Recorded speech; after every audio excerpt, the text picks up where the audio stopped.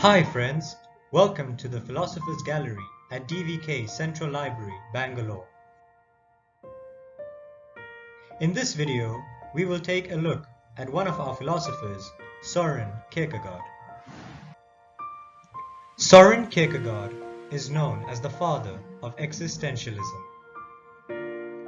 Let us delve into the life of Soren Kierkegaard. Kierkegaard was born on the 5th of May, 1813 in Copenhagen, Denmark.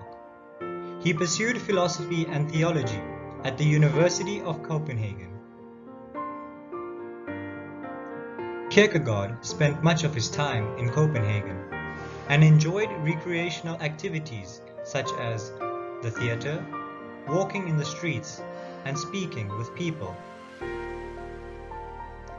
Kierkegaard's study and profession are as follows. He was educated at the prestigious boys' school in Borgerdydskolen, studied philosophy and theology at Copenhagen University.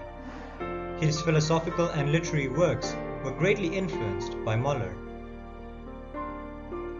Kierkegaard has an array of works, some of which include Either or, his first and one of his most famous books, Fear and Trembling, The Sickness unto Death, The Concept of Anxiety, Diary of a Seducer, Works of Love, Philosophical Fragments, Stages on Life's Way, Repetition, and Edifying Discourses in Diverse Spirits. Let us take one of his major works, Either or, in which Kierkegaard deals with two major themes, namely aesthetics and ethics. In his work, he discusses aesthetic as a sensuous experience which is egocentric in nature. He goes on to say that the highest aesthetic pleasure can be found in music, theater, and love. Kierkegaard suggests that imagination is a tool to obtain aesthetic pleasure.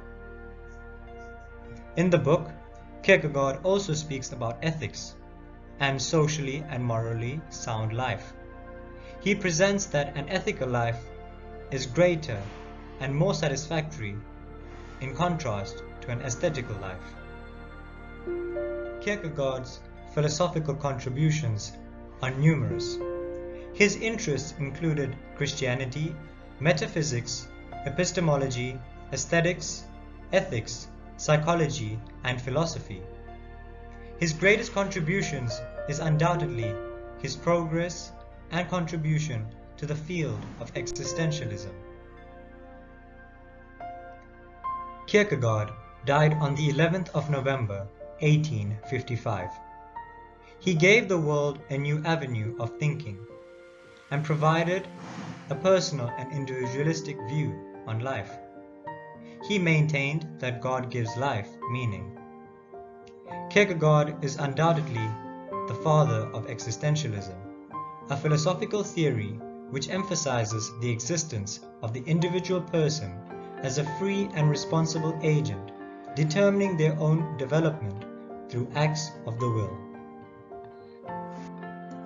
Let us now take a look at a few questions pertaining to Kierkegaard and his philosophy. The first question: what made Kierkegaard have a more theistic approach?